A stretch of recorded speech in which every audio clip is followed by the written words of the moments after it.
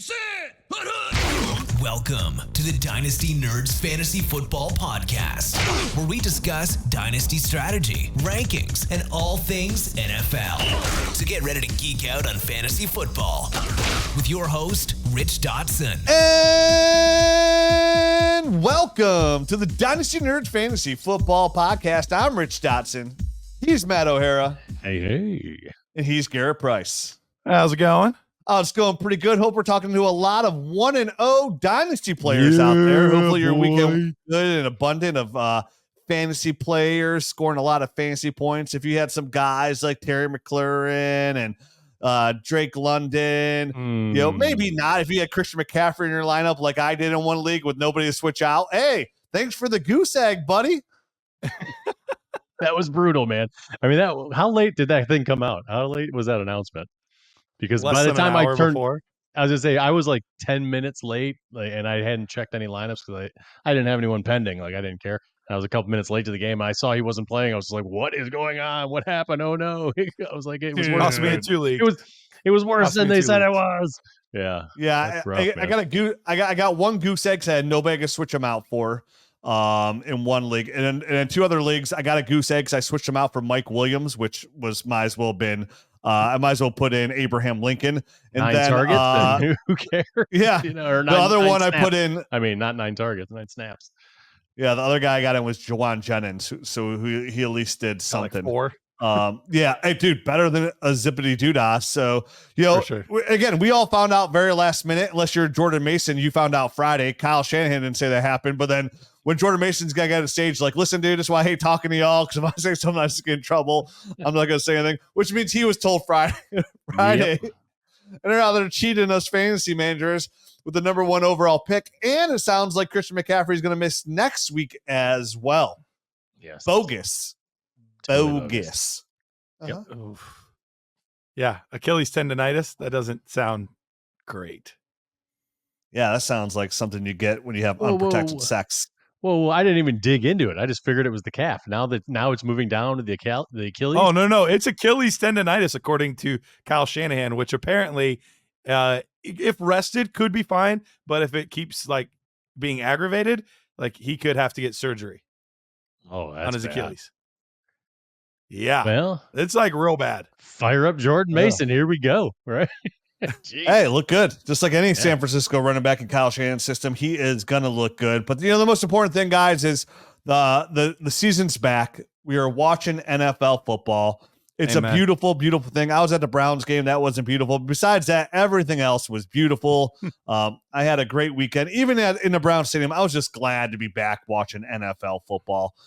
Didn't like what I saw on my own turf, but like happy to be back nonetheless. So we have our weekly shows here. If you missed out, Matt and I had our injury show. It came out Monday. Those will come out every Monday. Saves us about, Matt, 40 minutes of chit chat? About 40 minutes. Yeah. So these podcasts here, the normal ones, will be much more packed with information because we won't have to go over all the injuries, right? Maybe just some kind of revised stuff that comes down the tubes late, and maybe some Monday night injuries is all we'll be chatting about on this normal show.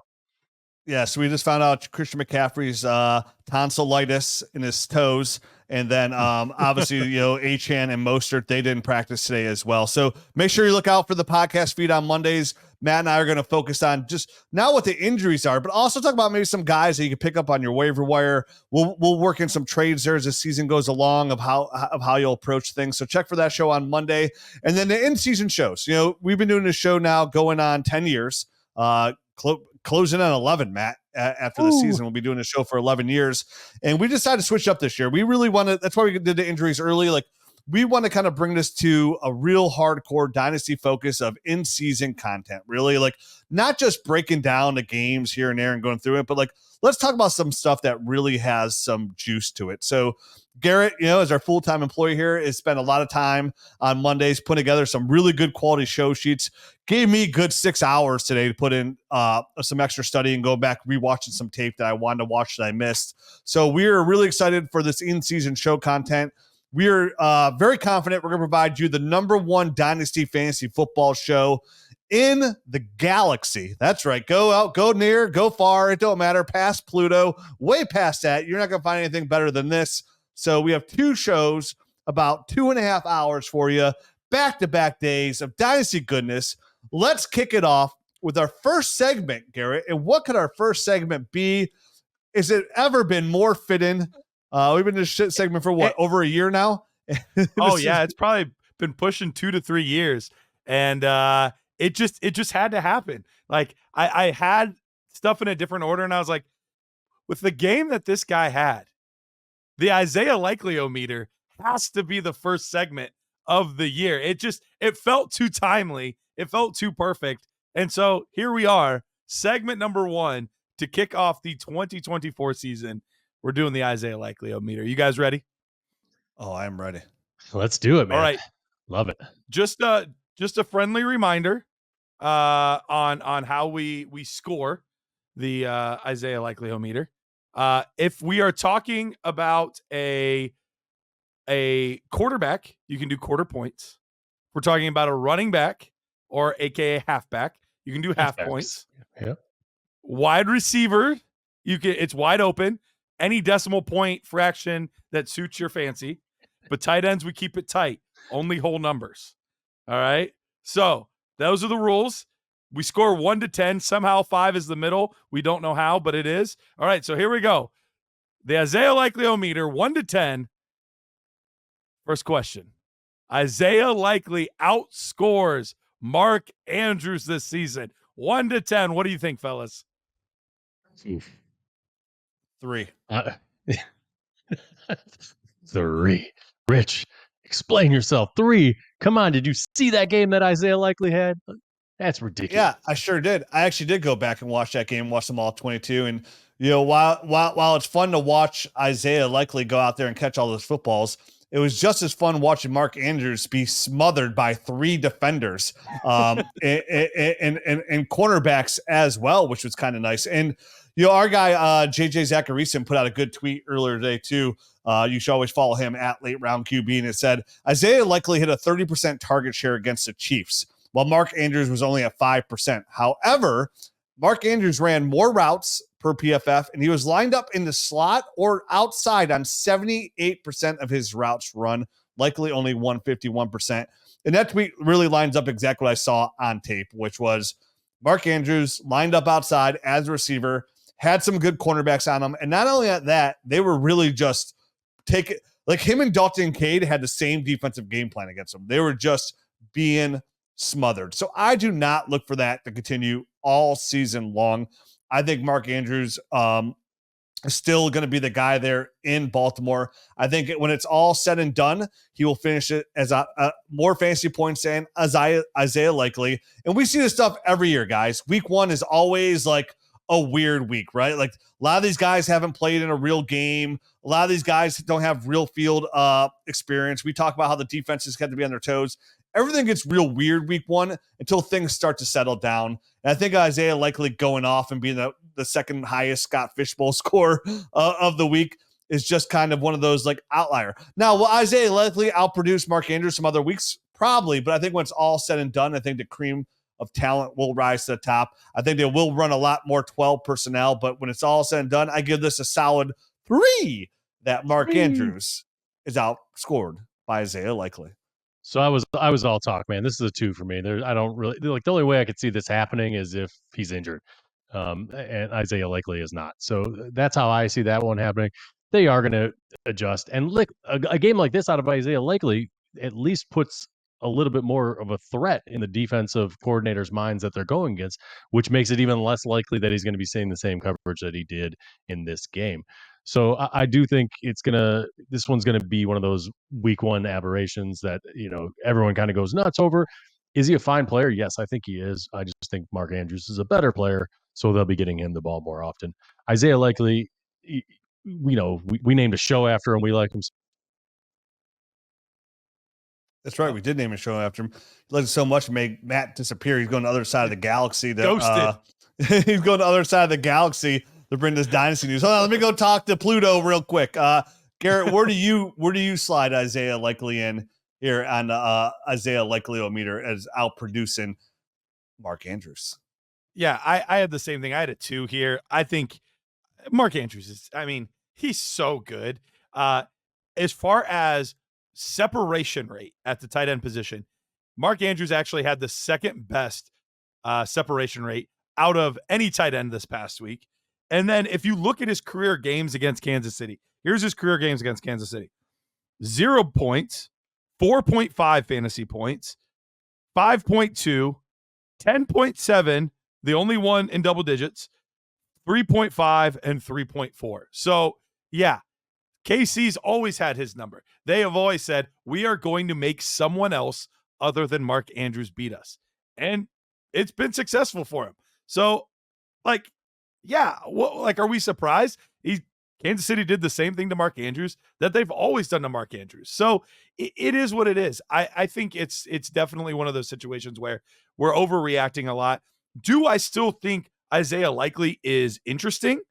Yeah. Do I still think that there is a world where he's bordering a top 12 dynasty tight end? Yeah, I think that world does exist.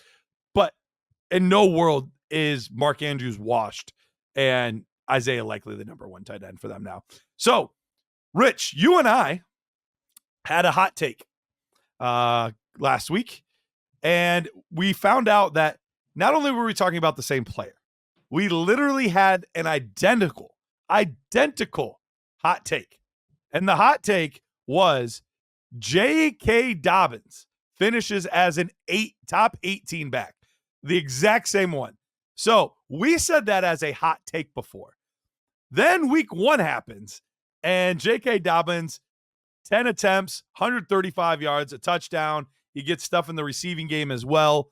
So now we go from it being a hot take to looking like there's a good chance of it. So, Rich, we'll let you start. Top 18 back. How you feeling now? 1 to 10 on the Isaiah Likely-o-meter. Yeah, we should have known right out of the gate, Garrett, that we both had the same hot, bold prediction at the exact same number as the top big brain moment PPR running back. And, after seeing what I saw week 1, I mean, you can call me Rich Dotson. You can call me Nostradamus.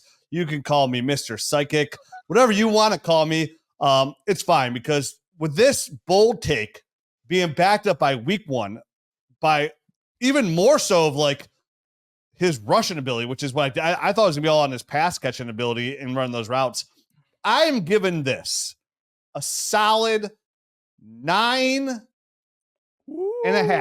I'm getting a 9.5. I feel because I'm gonna take injury out of it, right? Because I'm not gonna say, sure, I'm predicting he's gonna get injured, because I don't see that in my future. And me being the psychic guy, I obviously am. Yeah, means he's gonna be healthy. 9.5. I just made a trade for him literally 10 minutes before we did our show in my 20-year-old Dynasty League, our original Dynasty League. I gave up a 2nd-round pick and a 4th-round pick in Deontay Foreman for J.K. Dobbins, and I feel good about it. I needed a running back too. So this works out really well for me. So, yeah, I feel really good about this. With J.K. Dobbins, when you look at the game here, Garrett, he had more opportunities than Gus Edwards. He had 13 compared to Gus's 12. And the big thing is Dobbins average, I know he had 2 big runs, but he averaged 13.5 yards per carry. Honestly, for him, the best he's ever done over his career. So he turned those 13 touches to 139 yards and a touchdown. He saw 58% of the snaps there. And the big thing is where it kind of led me where I thought this was all going to come to fruition, Garrett, was he ran 17 routes compared to Gus Edwards there. So for me, that all leads to J.K. Dobbins being the guy on a run-first team is what we kind of expect here with Harbaugh at the helm here. And I think Gus Edwards even helped this more. I know it's a career average of over 5 yards per carry, but when you look at what J.K. did, averaging 13.5 yards per carry, Gus Edwards did the biggest help to him here, where he had 11 carries for just 26 yards. That is like two yards a carry right around there. Around there, not very much more than that. So I think when you talk about Greg Roman before the season, he was talking about his team. He's like, hey, man, I kind of want to ride the hot hand here at running back. There's no hotter hand right now than J.K. Dobbins in L.A. for the Chargers. So I absolutely love this bold take. I feel really good about it. I'm not going to go, get all crazy, because I said I can't go, hey, don't worry about this. We see crazy things in week 1, and then see J.K. and be like, that's it, right in the stone, baby. Call me Moses. Call me Moses, because here it is. I got your 10 commandments, and one of them is J.K. Dobbins' top 18. You can't change it now because we don't got erasers. So, yeah, I love it. I think J.K. Dobbins is locked in here. If he could be involved in the passing game, get all the carries, and lead this Chargers offense with that offensive line, I love J.K. Dobbins as a top 18 running back for the 2024 season. All right, Matt, you're back. What do you think? I'm back. Top 18. I'm not sure. I'm not sure how long this is going to last, so I'm just going to get it out there. I got a 4.5 on this one. Listen, I don't know what you said, Rich, because I was not on for most of that because I got my computer crashed right in the middle of it. But he had 107 yards on explosive plays, so plays over 15 yards. It was 20% of his runs. Those things just aren't going to be there regularly. While I love the fact that he is able to do that coming off an Achilles injury, I can't rely on that week in and week out, at least with any certainty. It'll be great. It'll be a great story. I have shares of J.K. Dobbins. I hope he comes back and is the player that he was coming out of college. I just can't bank on all this this explosion kind of week in and week out. Weird things happen on week one. I'm going to chalk some of that up to it being week one kind of strangeness. And I think it's going to be a little bit more balanced, obviously, between him and Gus Edwards, as far as the attempts and kind of the yards going forward. But I hope it happens. I just 4.5 as high as I feel comfortable actually putting it out there. Matt, wouldn't you say like to be, sorry, Garrett, to be like the most optimistic thing here is like to see that he's been 1 year removed from the Achilles injury. Wouldn't you expect, or like just logically expect, don't you think he could get a little bit more explosive, let's say the second half of the year than he is today? Because we even saw in that big run, like he gassed out after like 40 yards. Yeah, no doubt about it. I think he can get more like football in better football shape and stuff like that and be more explosive. I just can't rely on those explosive plays. You know what I mean? Like, do you get the difference there? Like, I think he can still be explosive. I just don't know if you can rely on these big chunk plays week in and week out to kind of elevate his fantasy. And before you go, Garrett, sorry, Matt was at Pluto, so he didn't get freaking. We are still in the Isaiah Likely-o-meter. So the question is, Matt, I gave this a 9.5. What is an? I gave it a 4.5. You did? I said 4. Yeah. I was so. I said I wanted to get that out early just in case I got cut off again. So I said that right at the front. Yeah, I front loaded. I don't like that score, so you could go back to Pluto. Sorry, Garrett. I had another power outage on my side, huh? I had an 8.5 on this one for me. I think it's really, really likely that this does in fact take place. We mentioned the explosive runs, and I think there's some legitimacy to that. But when you factor in that those explosive runs could have and maybe should have been even more explosive, like he's doing that at, the people were talking about his top end speed only being at 19.5 miles an hour or 19.9 miles per hour, didn't even hit 20, whatever. Like, I don't care. Like, I really don't care that much about top end speed for running backs. Like, could he have had another 25, 30 yards if he could have finished those runs and another touchdown or two? Sure, he could have. That would have been amazing. I would have loved that. But when I have a running back, what do I care about most? I care about vision. I care about agility. I care about like the ability to get a feel for the hole and like all of these types of things. Like, I care about that kind of. Yes, I do, Rich. I do. I care about that kind of stuff a lot more than I care about what's your long speed. Like, I don't really care what your long speed is. I care about how often can you get me 6 to 10 yards on a run. And I think he's going to be able to do that fairly frequently, especially in this offense with this coaching staff. And we didn't even get to see him do much in the receiving game. Like, if he dares have a good receiving game, like, watch out. So I've got an 8.5 on this one. Currently running back 4 on the year. So that's significantly better than 18's.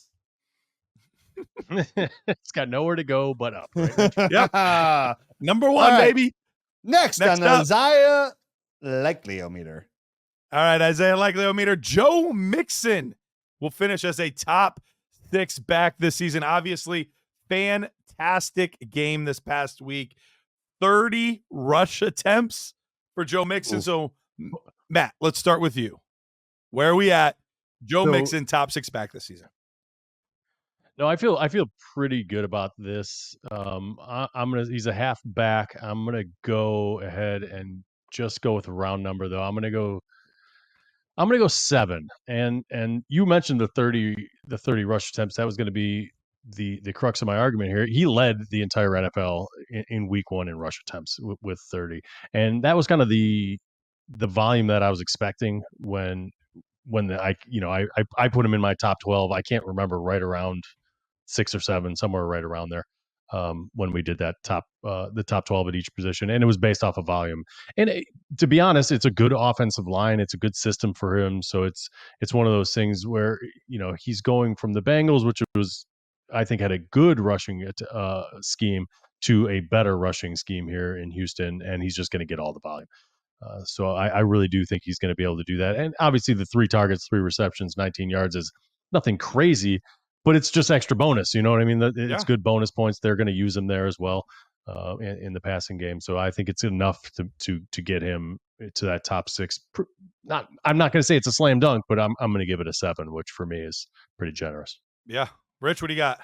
Yeah, I'm going to give it a 7.5 here, because top 6 is elite, but even that, I feel like I'm kind of like holding back a little bit. My first gut said to give him an 8 here, because you're right, Matt.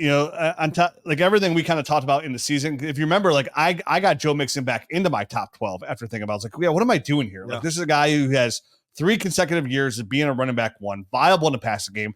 The coach has been talking him up, and he comes out and he backs up his words, and he gets all the carries, right? Like, out of all the opportunities out of the backfield, all 37 of them, he got 33 of those opportunities and ran the ball 30 times, led the league, like you guys mentioned, came out to 26.8 PPR fantasy points. And when you take a running back, well, like you said, Garrett, we want a running back to be who's getting the carries and being involved in the passing game. If you get a guy that can do that and then be a 3-down running back, I mean, it's almost, I'm going to go an 8, because those guys like that, guys that fall in this opportunity of where Joe Mixon is, where you're the guy, you're the clear-cut guy, you're getting all the touches, and you're on 3rd downs and getting all the passing downs, if you stay healthy, you're guaranteed to be a top 6 back, because there's not many of you out there, right? Like Christian McCaffrey, we just talked about Christian McCaffrey, he's hurt. You have Bijan in that opportunity. You have Breece Hall in that opportunity. There's not many running backs that we could even mention that even have the opportunity that is in front of a guy like Joe Mixon. If Jalen Warren gets hurt, like you could throw Najee Harris into that category. Either we saw uptuck with him with that Jalen Warren hamstring, but you're not going to see many running backs in the opportunity that Joe Mixon does. So I'm going to give this a solid 8 right now after week 1, that he finishes the top 6 running back. Kind of this carries over what we've been talking about for years. Like, Joe Mixon's been a great dynasty buy now for 3 years. We've been saying on this podcast, go out there, buy Joe Mixon for 3 years. You got him for a first 3 years ago. And over the last 3 years, as he enters the 2024 season, he's had his best 3 fantasy seasons at the running back position, being a running back 1 all 3 seasons. And guys, 2024 might be his best season yet. This could be the cherry on top for Joe Mixon. I love it because I have a lot of shares. This is looked great from week 1 for Joe Mixon, a guy who probably planted his flag the hardest. One of the guys that planted his flags the hardest so far in week 1 when it comes to fantasy football production. Yeah, he did so much on the ground that you almost forget like how gifted of a pass catcher he is. And they finally started using him towards the end of his career. Like, because remember early on in his career, Samaje Perine was there and they always took him out on 3rd downs. We're like, what are we doing here? He's such a gifted pass catcher too. Leave him in there. And finally, the past couple of years they have. And in fact, the last 2 seasons in Cincinnati, there were only 2 running backs that finished inside the top 5 in red zone targets. So catching the football, only 2 that finished in the top 5 both seasons, Christian McCaffrey and Joe Mixon. So Joe Mixon is going to get plenty of opportunities, not just to run the ball close, but to also catch the ball. That's more opportunities for obviously reception, so in PPR leagues, but even more so opportunities for touchdowns. If you're catching passes in the red zone, that is huge. So I feel very confident. I want to be like really bold and say a 9. because I just don't see how he doesn't do it. He's a big, fine running back backing that thing up, and I love it. All right, let's get to the next one here. 1 to 10 on the Isaiah Likely-O-meter. Bryce Young will be the opening day starter for Carolina in 2025. Who wants it? I give Nobody it a 5. wants it.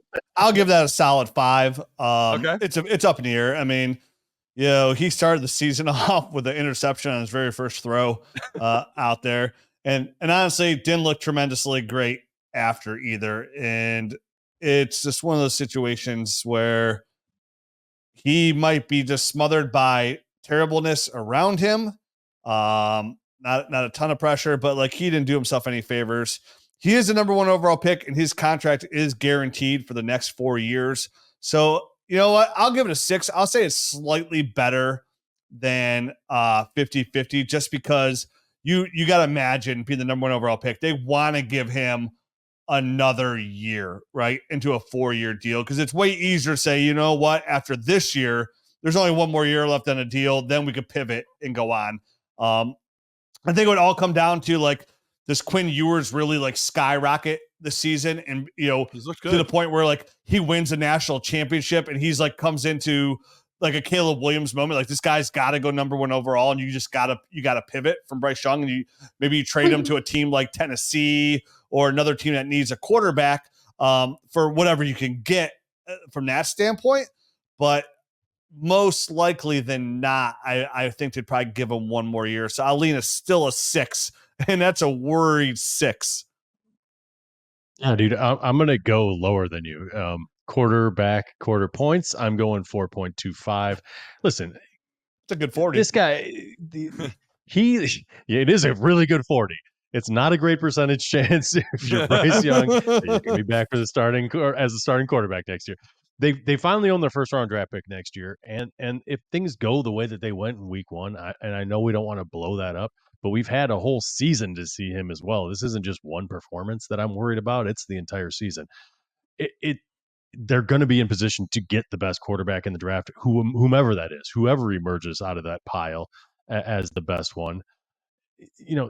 Does it make it hard on a quarterback when they're down 17-0 in the first quarter and you have to overcome a lot of stuff? Yes. Does it make it hard when you're down 30-3 at halftime? Yes. But guess what? You don't get in those situations unless you're pretty bad and you're not doing what you need to do. Listen, week 1 could be a fluke, but if we see this continue, I think it's going to be a matter of time. And we've seen other clubs move on from first round draft picks before, after just a couple of seasons, when somebody better comes around. And I wouldn't be shocked if this is one of those scenarios. He hasn't looked good to this point in his career. In the entire year 1, and week 1 in his second year has not looked any better. So 4.25 is all I can give him, and that thing might keep fading and getting lower as these weeks kind of mount on top of each other here for Bryce Young. And they just lost their Pro Bowl defensive tackle. He's out for the year with a knee injury. And you're right, Matt. Like the Carolina Panthers are the Cialis of the NFL. Like it's just hard. Like it's not, it's rough out there on those streets. But with them not having their second round pick, they don't have their second round pick either. So they finished with 1-1 and not having 2-1. They might even still be in best position to like, hey, let's see, we have 1 more year, trade out of 1 and try and get a haul for that player, because they need as much draft capital as they possibly can get. Garrett, where are you at on the quarterback scale? You're going 4.2.5. You're bringing Cialis into this. What's going on with you? Oh, I'm making it even harder down here. Now I'm going 3.5. I'm going 3.5. When you look at the fact that this is a new head coach, typically coaches want to get their guy. Like they want their guy. And listen, to your point, I wanted to say this, but he's already gotten one coach fired. Right. You think the second coach that just inherited him is going to wait around to get fired by this guy again? Go ahead. I'm sorry. No, absolutely. And then when you saw the PFF numbers of this new and improved offensive line, the line actually had a good week. Like the line did not perform poorly according to PFF. Like they were actually a very solid line this week. So like the excuses are running out a little bit. I get it. It's still a young receiving core and not top end guys, and their defense obviously did them no favors. They gave up a ton of points, but look, with as quickly as teams are willing to move on from quarterbacks at this point, my confidence level in Bryce Young is very, very low. So I'm going with a 3.25. Last one here, 1 to 10. Jameson Williams had a big game this past week. So how are we feeling about him being a wide receiver 2 this season? I mean, I'll start on this one. I think everything he did in this game is what I thought he'd be able to do in the NFL when he came out. You've always been a big fan of this. So I'm very excited for what I saw. I'm also very nervous and scared because he, for whatever reason, he's one of these guys that just looks like he's gonna get broken at times when he's playing in the NFL, and he's so skinny, and there's just something about his knees or his legs, they just look so thin, and he gets bent in awkward ways, and he just looks like he almost looks like a baby deer at times, like with his legs. So it happened. It scares the crap out of me. Like I was like, oh no, like remember that he went down like it was, I know. Was his knee? He's back. My wife's like, what? I'm like, this poor kid. Like he gets so badly hurt every single time, and I gave her the story. Oh, and then he came back, and I was like, oh, thank you. Yes, exactly. So if he's healthy the entire season, I think this is a slam dunk. Like I will give this. This is wide open. I'm going to give it a 7.125. 7.125. On this one. So I feel pretty good about it. Yeah. I think this is your highest one. In the back of my head. It is by 0.125. I wanted to make sure he was higher than my Joe Mixon feeling. So I'm really high on him as long as he stays healthy, and I just don't have to watch him every snap of every game like I did. Just look at the box score, baby. Just look at the box score. Hey, Dynasty Nerds, want to revolutionize your fantasy experience? Look no further than Sleeper, the cutting-edge platform now featuring our Dynasty GM tool. Get unparalleled Dynasty insights right where you play. But that's not all. Sleeper's new picks product is a game changer. It's incredibly simple. Choose 2 to 8 players and predict if they'll perform above or below their projected stats. No complex lineups, no salary caps. Make picks before or during live games for NFL, NBA, MLB, NHL, and more. Here's the kicker. You can win up to 100 times your cash with just a few correct picks. And it gets better. Use our promo code NERDS, and Sleeper will match your first deposit 100% up to $100. That's free cash to play with, folks. Ready to dominate? Use the link on our podcast description or enter the promo code NERDS when you sign up. Double your deposit, access to Dynasty GM, and start winning big with Sleeper picks. All right, yeah, I agree with everything that Matt says here, and I give this a 6.99 on the likely-o-meter. We're so close to a 7 because, we see a lot of coach speak in the offseason, and, we saw some players in week 1 that kind of lived to the coach speak, and Jamison Williams is one of that, where he came in, he won at all 3 levels of the field. And in Ben Johnson's offense, I really like to see what I saw to Jamison Williams. He won at all 3 levels of the field. He took the top off. He won on some really quick slant routes. He really excelled there in Ben Johnson's offense. That's exactly what they did with him on Alabama. So it was really good to see that kind of stuff. A catch and run on a slant where he's in full stride and he can use all his speed and just burn and cut upfield. It was beautiful, and it was almost identical to the tape I remember watching coming out of Alabama. And he had the speed. He looked very explosive there. And a team that plays 80-90% of their games inside a dome, he's just lined up for success. And I think the only thing that's real curious is how does this eat into Amon-Ra St. Brown, right? How does this affect him? How does this affect Sam Laporta, Jahmyr Gibbs? But this is a really exciting offense, and I think everybody's going to have a good time in here. I think it's to be a fantasy football funhouse. And that's what we're going to see here with Detroit with another exciting year. So I'm excited for Jameson Williams. I think he does have a chance, better than 50-50 chance to finish as a wide receiver too. We see it all the time in these kind of offenses where people excel. And it looks like Jameson Williams is about to join the party. I think I'm the wet blanket. Become a Halloween. Did this just become a Halloween themed show with the funhouse the stuff and all funhouse. this kind of good stuff like that? Yes. Not yet, Matt. It's only September. You sit down with your pumpkin spice lattes. Yeah, Halloween weekends are open at Cedar Point, man. Ooh, those are fun. Halloween. Those are so fun. Yeah, I think the wet blanket of the group here. I am below a 5. I'm at probably a 4.423 for me. I don't imagine that we're going to get many games with Amon-Ra getting 6 targets, 3 catches for 13 yards, and Sam Laporta only getting 5 targets for 4 receptions. Like it felt like one of those games where he's gonna have a blow-up game, and his style of play lends itself to some huge games and some really big plays. But wide receiver 2 is tough. Like it's tough to be a top 24 guy. So for me, I don't think it's as likely as you guys. I'm going to go with a 4.234, I think I said, or something like that. Something close to that, Yeah, anyway. Somewhere in that ballpark. All right. If you're going to be oddly specific with your decimals, at least write them down. I should remember, you would think.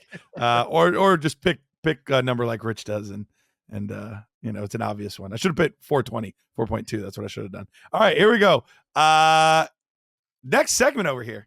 Thought we could talk a little bit about these rookies. We spent all off season discussing the rookie class, hyping them up, talking about what a good, talented, amazing rookie class this was, especially at quarterback and wide receiver.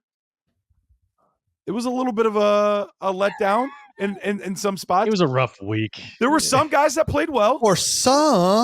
There were some guys that played well, and we will definitely get to those. Right. But I put out the top 24 picks ADP-wise. Listed every player that was inside those top 24 picks according to our most recent August ADP for this rookie class. Thought we could kind of go through them real quick, discuss the players, how worried we are or not worried or excited, maybe even for some of them, based on what we saw week 1. So let's start with the top one. Rich, talk to us about Caleb Williams. Yeah, I'm glad we have this ADP order here, which is great because ADP is so important when it comes to making trades, right? Like his trade's going to tell you the pulse of the people. If you got the Dynasty GM, you can get it in your app store. Not only do you get the league analyzer, your player shares, trade calculator, league lineup optimizer, which is new in the app now, which is fantastic. So literally, cool. we have data point projections out there where we also have ADP in there, and you can sort by ADP. So with Caleb Williams, for me. Looking here, if I was going to throw him into my Dynasty trade calculator, in the app of the Dynasty GM, like I'm not going to freak out about any rookies game 1, right? But one thing of concern here was and we kind of saw a little bit last year, but we didn't know if it was because he switched teams, or no Jordan Addison out there for him, but his accuracy. All throughout training camp in a preseason, his accuracy was kind of off. And it showed his face again here in week 1. He's 14 of 29, 93 yards, 5 rush attempts for 15 yards, finished as quarterback 29. Not a pretty game whatsoever. But am I worried? No, I'm not worried about game 1 of a rookie quarterback at all whatsoever. But it was slightly disheartening to see how bad it was and how much of some of that accuracy issues kind of showed its face again here for Caleb Williams. But no long-term worry here, still all in. But I will say my point after watching the rookie tape that first day, I said, man, do I want some more Jaden Daniels shares? And I think there's an argument to be made from a fantasy football perspective that Jaden Daniels is closer to Caleb Williams at most, and you can make a point for taking Jaden Daniels ahead of him. I think if you want to make that argument about Caleb Williams after 1 week, then it's a very justifiable action. We'll talk about Jaden Daniels here in 2 players, but I thought it was a poor performance, but it's week 1 for a rookie. Yeah, right. To your point, Rich, about it being week 1, it's not that big of a deal, but what it does is, when you already have biases or concerns when people come into the league, and then you see that kind of present itself in week 1, I think it plants a seed. And for me, it always does. So, I mean, whether or not this thing gets watered week in and week out and grows into a worry tree, or whether it withers and dies in the next couple weeks, we're gonna find out. But it wasn't a great start. But like you said, one game, rookie season, no big deal. We're gonna let this one slide for now, but the seed's been planted. Yeah, I love the week one stuff because you alluded to it there, Matt. If it's a guy where you already kind of had a preconceived notion that you're like, not really in on this guy, blah, blah, it's like, terrible. I'm really worried. I don't know. This is, there's some doubt there. If it's a guy you like, you're like, it's 1 week. Guys, it's week one. He's a rookie. Come on. Like, at least that's what I do naturally in my head anyway. But yeah, I'm not overly worried. Was it a really disheartening showing week one? Yeah, I was disheartened by it. And I was by the next guy as well. Marvin Harrison Jr.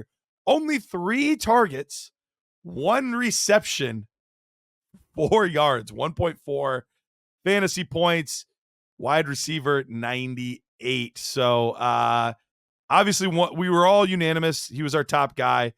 Not at all what we expected. Matt, are you like, does this change anything for you at all?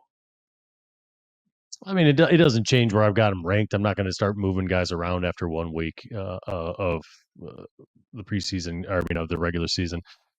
But I think what we see, what it does for me, is really shows me how vanilla preseason is. Right, sure. When guys are performing well in the rookie season and preseason, it's nice to see, but it means nothing. Nope. The most really generic defenses. They're half the time they're not even planning at all for the team. They're trying to test different things, and right. So with all the vanilla stuff going on, one of my big concerns with Caleb Williams was he going to be able to operate an NFL offense and play within the confines of that, or was he going to be all ad lib?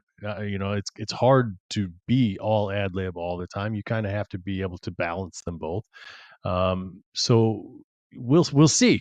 I mean, we'll see. I haven't moved him down or anything like that, but like I said, the seed has been planted. If it continues to look bad, it's just watering that plant, and it's gonna blossom into something, and something not good.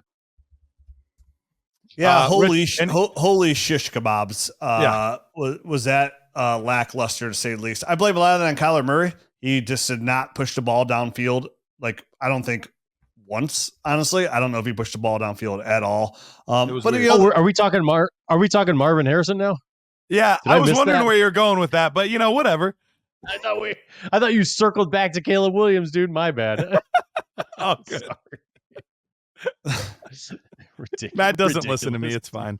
No. So yeah, I mean, Kyler did not push the ball downfield, but there's some encouraging signs, here as well. I mean, yeah, did he only see about 9.44% a target share? Atrocious. But I mean, he ran the most routes amongst all Cardinals receivers. So like, there's no question here, guys. He's the guy. Like, it's not a question at all. The question I have is, are they going to push him down the field or not? Are they push the ball downfield or not? But either way, this is all going to work out. So it'll be fine there. I think what we learned in that game, though, is Trey Bryant is some of his offense. Yeah, I'll just come on up there. No big deal. It'll be fine. All right, here we go. All right, let's get to the next guy here. ADP wise, Marvin Harrison Jr. was going off the board next. Obviously, not the best of weeks for MHJ there. 3 targets, 1 reception, 4 yards. Good for wide receiver 98 on the week. So Matt, are you worried though? No, listen, it's 1 week. Marvin Harrison Jr. is a primo wide receiver. It just didn't click yet, right? So this was not the week for it to happen. We've seen other slow starts for guys' career. I'm not going to even really dive into this too deeply. I'm not concerned. He's going to be just fine. Yeah, no concern about Marvin Harrison Jr. I think the concern about this was like, it was really weird. Kyler Murray did not push the ball downfield. That was really weird. Some encouraging stats, though, like, even though he only saw 9.4% of the targets, he was involved on the most routes, right? Like he ran the most routes for the Cardinals there. So he was heavily involved there. So very encouraging. Like Matt said, nothing to worry about there. I think what we did learn this week in Arizona, that Michael Wilson is the number 2 receiver in this offense, which is also encouraging, a player we liked here for them. And Trey McBride will still be in there because, within Michael Wilson and Trey McBride, they're both really close to the routes run of Marvin Harrison Jr. So we have our 3-headed monster in Arizona, which kind of pushes out. Greg Dortch did okay, but Greg, it's gonna hurt those guys a little bit to be Michael Wilson, Trey McBride, and Marvin Harrison once this offense really kind of gels and comes together. Absolutely, I'm not worried. But this is your moment, Rich. 103. You've been talking about him. You've been preaching the gospel of Jaden Daniels. What'd you think? Yeah, one of my bold predictions was Jaden Daniels was going to finish as a top 6 fantasy quarterback. I gave the stats about how when these quarterbacks have at least 10 rushing attempts per game, 7, right around there, like they always finish top 8 historically. And when we saw Jaden Daniels, not only did he have that, but he had 16 rushing attempts. That is like a lot, all time like highs, right? Like, so for a rookie, I think it's the most ever for like a rush attempt there. And he really strived there with 88 rushing yards. I know they said that's not in the script. They don't want him to do that, but we know that's what Jaden Daniels does well. When he entered the league, I said, like, there's a strong argument. He's the second best rushing quarterback day one behind Lamar Jackson. And that kind of showed what he brings to the table, where he didn't throw the ball a ton, but 184 yards for a rookie on his first game. Like, I'll take that. He made 17 out of 24 attempts, but those 88 yards and 2 touchdowns, making him score 28.2 points as quarterback 3 on the year, makes me feel very confident in my bold prediction. I'm still standing by it. This is a likely ometer. I'd give this a solid 10 that Jaden Daniels finishes a top 10 quarterback. I loved what I see. And if we see more of this, there will be some people that regret taking Caleb Williams over Jaden Daniels, even though it was the right move in Dynasty Fantasy Football Superflex leagues. So let me ask you this, because this is one, I know you went back and watched all the games. This is one that I did not get a chance to catch any of, but there were some people that making comments that they were concerned about his ability to kind of get down and slide, and he was taking some hits, which is something that we saw on the tape from college. He took some big hits, and he's not a big guy. He's a pretty slight guy. So was that true? Did you see him take some big hits? Maybe you should have avoided and taken, either stepped out of bounds or slid and got out of the way. Did you see anything like that in his week 1 performance? Yeah. I mean, the coaches got to talk to him like he's a dog on the side of the table while you're eating a steak. Like, he's got to get down. Like, he's just got to get down. Okay. And the coaches got to drill that into him. And, listen, he's a rookie. He's got to learn. He carried over from college. It looks just like he looked the same. That ain't going to work, son, at the next level. These boys are big. So, yeah, he's going to have to learn not to take those hits. Otherwise, he's not going to finish this quarterback, a top 6 quarterback, because he'll be in the IR. Okay. All right. I just wanted to get that point out there, at least get your thoughts on it, because I didn't see it with my own 2 eyes. So most of the players that were rookies, I feel like we either are going to be like, oh, they had a really good day, I'm really excited, or, man, what a dud. That was rough. Malik Neighbors feels like one of the few where it was like, meh. He had 7 targets, 5 receptions, 66 yards. Was not the leading target getter on his team. That went surprisingly to Wan'Dale Robinson with a huge target share in week 1 for whatever reason. But did have a solid game, 11.6 fantasy points, good for a top 30 wide receiver. So what did you guys think of his performance week 1? Not anything overly exciting, but the writing, I feel like, is on the wall for this guy, right? Yeah, he'll be a target monster. This is a good sign, I think, for a rookie. I know he didn't lead the team, like you said. It was Wan'Dale Robinson, but to get 7 targets in week 1, really where they weren't playing all that well. I think Danny Dimes looked pretty god awful. So for him to at least scratch out some usable points in week 1, I think is a good sign for him moving forward. All right, so we'll skip Malik Neighbors, skip Roman Dunze here, and it's fair. But I want to go talk about Brock Bowers, the 1.6 ADP wise, and boy, man, do I feel like a goose and just silly here with Brock Bowers. And that's only because I have him as my tight end 3. And I'm going to say, guys, right now, today, after 1 week, that I am totally okay with making Brock Bowers my tight end 1 overall in Dynasty. And I put a tweet out earlier today that said, the classic, what's an overpay today is an underpay tomorrow. And there's not a single tight end that I could think of in Dynasty. And that could be Dalton Kincaid, my husband, Trey McBride, Sam Laporta, that I would not be willing to trade straight up for Brock Bowers. What I saw out of week 1 kind of like piggybacks off of everything we saw at their draft process. When they drafted Brock Bowers, after they taken Michael Mayer in the second round of the year before, saying, hey, this guy's a weapon, right? Like, he's not a tight end, he's a weapon. Just like he was from the first day that he stepped on Georgia's campus as an 18-year-old true freshman and dominated with the likes of Ladd McConkey and I Mitchell and all those star players that had at receiver. He was the best weapon they had on offense. Won national championships all 3 years in a row, the 2-time John Mackey Award winner. So for me, what I saw out of Brock Bowers coming on the field and seeing 8 targets, leading his team in targets week 1 with a 25% target share, catching 6 of those for 58 yards, where Devontae and Alexander Madison had the second most with 6. Jacoby only had 3.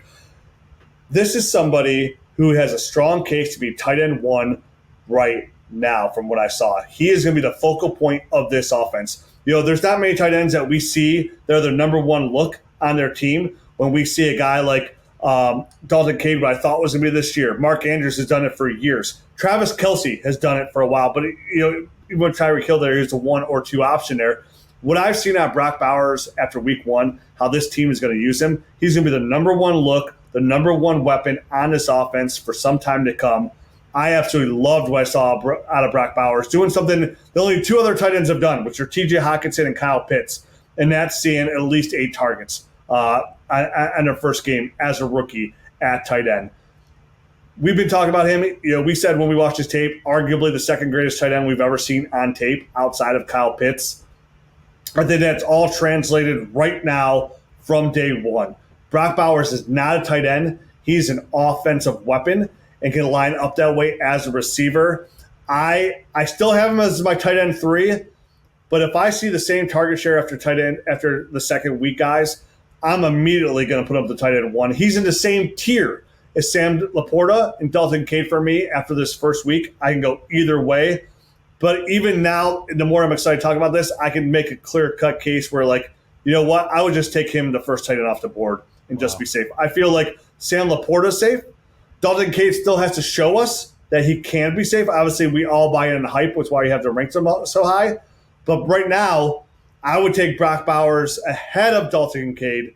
And I think with the emergence of what we talked about earlier, Jamison Williams in this offense for the Detroit Lions, I think Brock Bowers today, after 1 week, has a very strong argument to be dynasty tight end 1. What's an overpay today is an underpay tomorrow. I'm going to go ahead and plant that flag on Brock Bowers as my week 1 largest ADP jump.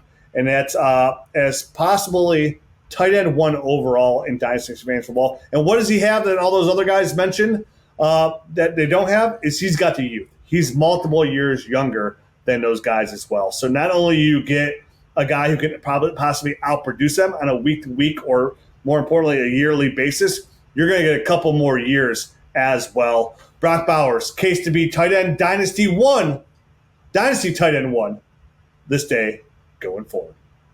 That's bold, but I like it. Yeah, I mean, it is bold, but I do think, even Antonio Pierce came out and said something about this is basically, scratching the surface of what this guy can do. So I do think he's going to be heavily involved going forward. And the case by the end of the year, I think will just kind of make itself for him to be the tight end 1 or right up in that conversation anyway.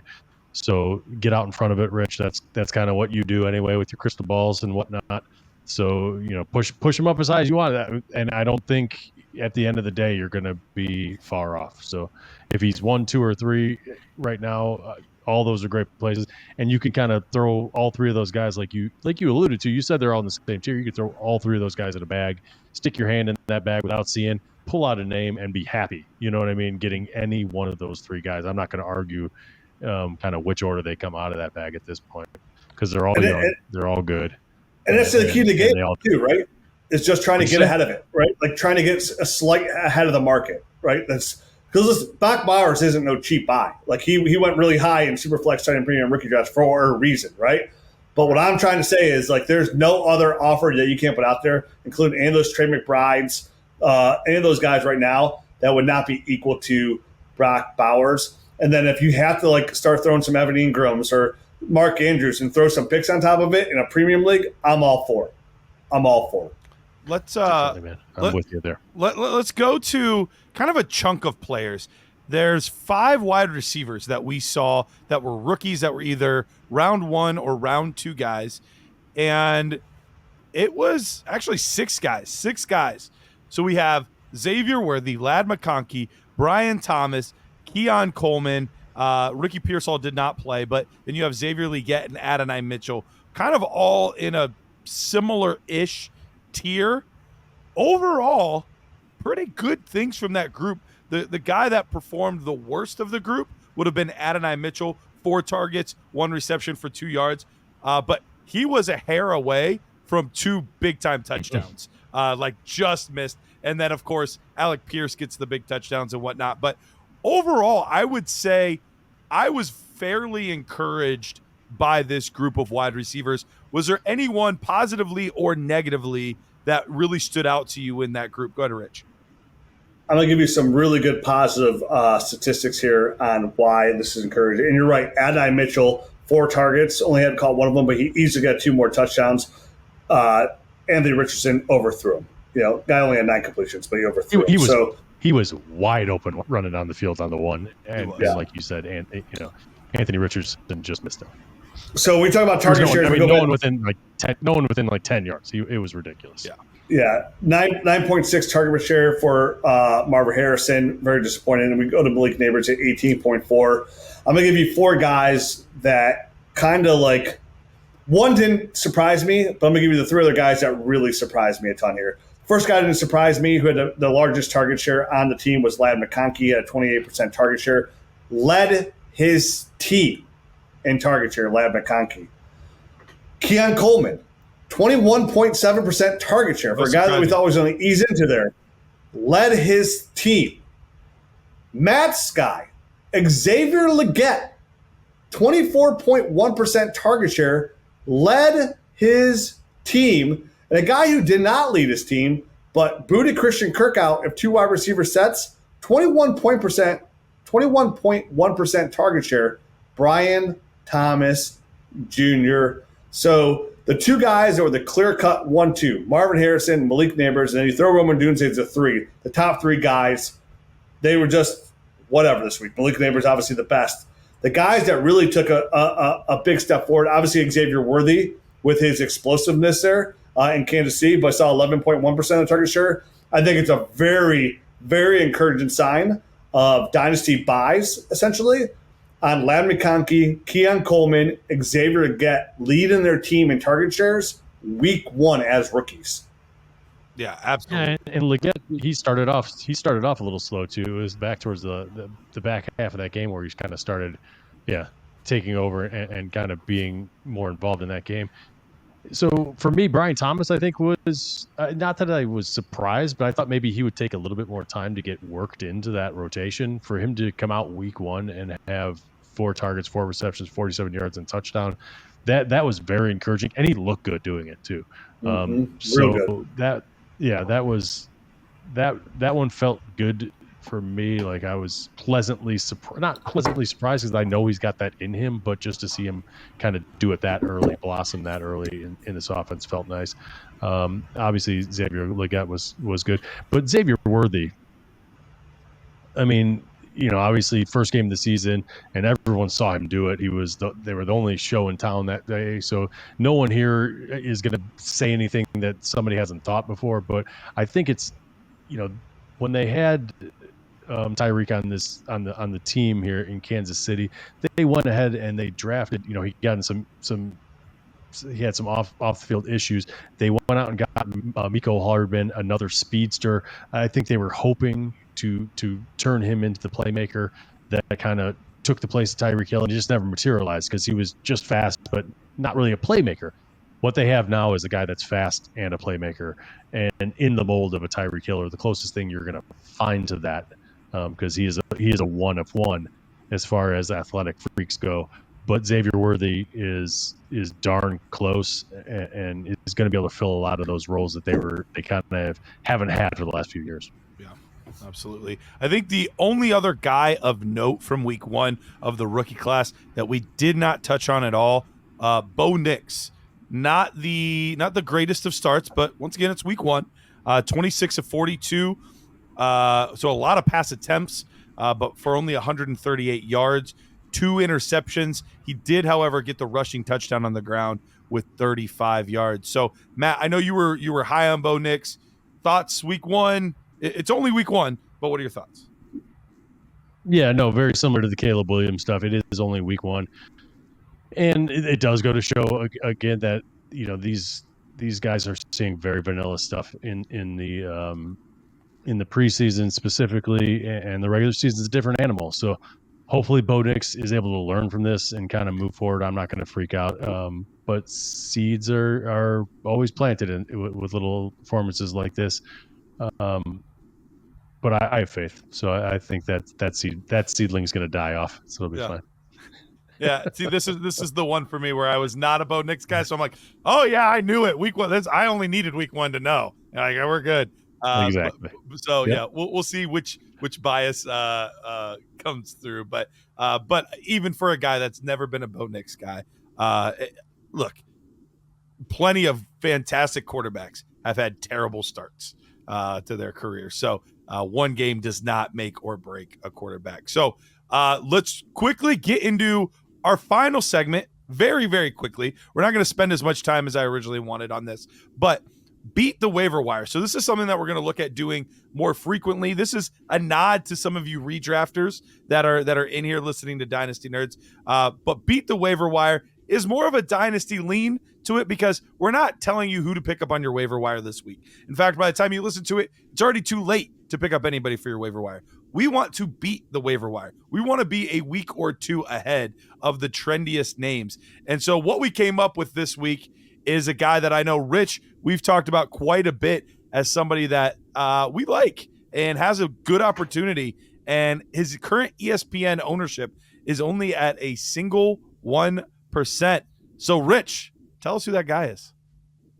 Yeah, you mentioned some good guys like Emmanuel Wilson and Malik Washington, who are at 1%, 0% either. But my favorite was Kobe Parkinson, somebody who we kind of talked about so far as the back-end tight ends at the underdog that we liked. And he came out, had a really nice game. It looks like he can now be the second option with Puka out. I know they got Demarcus Robinson there too, but he had 5 targets, 4 receptions, 47 yards. And with Puka going out, I mean, listen, I know Cooper Kupp is on pace for 1,000 targets, but there's got to be a number 2 target in this offense over the middle field. Losing their center today, I think he's going on IR today. It's going to be more bad news for the Rams. Looking for him to get the ball out quick. It should really benefit a guy like Kobe Parkinson being the safe target there. I think Kobe Parkinson is a nice pickup that's going to give you mid-range. It might be low-end tight end 1 numbers, but still tight end 1 numbers nonetheless. If he's going to catch 4 balls for 47 yards on a weekly basis, that's going to push him into tight end 1 numbers all alone. He has to show consistency. And I think with Puka being out, that's exactly what we're going to get from Kobe Parkinson. I love him as a waiver wire pickup this week or as a really cheap buy for any dynasty team that needs some tight end help. All right. I think that completes our first week show of week 1. But we've got another one coming your way. Adios.